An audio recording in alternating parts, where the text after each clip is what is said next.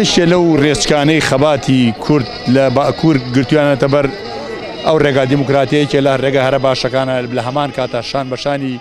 ئەو خەباتە چەکداری کە بەدایبەتی کەمیوێنەیە لەسەر تاسەری دنیاوە لە مێژووە نەبووە کە ژن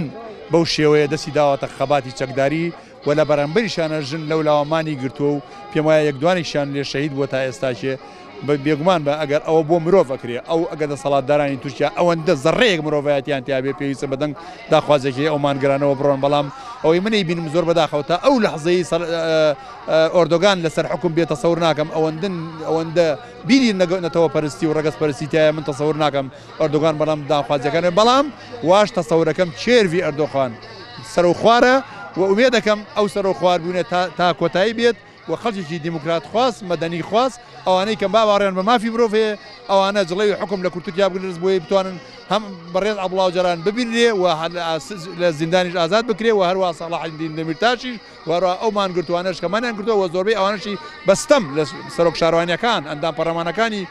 تورکیا ئەوانەی کە کوردن بەستەم گیراون ئەوانەش ئازاد بکرێت پێویستە هەر هەمومان حیزبەکان ئێمە تاک بە تاجی خەڵکی کوردستان پشتگیری لە براکانمان لە باکوور بکەین لە حیزبەکانی باکوور بکەین بە تایبەتی ئەوانەی کە هەنگاوی مەدەنیانە ئەنێن بۆ خەباتکردن بەرامبەر بە ڕژێمی ڕەفتار فاشستی تورکی کە باوەڕی بەبوونی کورد نییە و بە کوردەکانی ئەو دیوەڵێ کاکە کوردەکانی باکوورە لێ بڕۆن بۆ کوردستان بڕۆن بۆ هەولێر بڕۆن بۆ سلێمانی لەوێ ئەوێ کوردستانە بەداخەوە ئەوانە ئینکاری لە بوونی ئێمەکەن من هیوادارم ئەمانە هۆشیان بێتەوە لەوە زیاتر تەسلیمی ئیرادەی دەوڵەتی تورکیا نەبن ئەو عەقد و ئیتیفاقەتەی کە ئەکرێ لەگەڵ تورکیا وریابن بێگومان بن لەوەی هاتنی وەزیری دەرەوەی تورکیا بۆ عێراق و بۆ تورکیا بۆ لێدانی پەکەکەیە بۆ لە لاوازکردنی ئەم ئەزمونەی ئێرەیە و پێیان خۆشنی ئەم قوارەی هەبێ و ئەگەر ئێستا بەدەستیان لەگەڵ سووریا و ئێران و عێراقا دەستیان نەکرد بە ناو دەستێکا بۆ ناوبردنی نەک کوردەکانی باکوور بۆ ناوبردنی ئەمەش نەکبەتی و نەهامەتی ئەم میلەتە لەوایە کە بە درێژایی مێژوو ئێمە ڕوبەڕووی دوژمنێک بووینەتەوە لە هەر چوار پارچەکە هیچ ئەخلاقیەتێکی سیاسی و ئیسلامی و ئینسانیان نییە لە هەموو دنیا شەڕ یاسای هەیە دوژمنەکان ئێمە یاسای شەریشمان بەسەرا ناسەپێنن ئەو یاسایشمان لەگەڵان بە یاسای شەرمان لەگەڵان ناکەن ئەتوانم بڵێن دوژمنەکانی ئێمە لە هەموو دوژمنەکانی میلەتانی تر جیاوازترە بەڕاستی زۆر بە شێوەیەکی نامرۆڤانە دوژمنایەتیمانەکەن چەند ساڵێکە بە پیلانی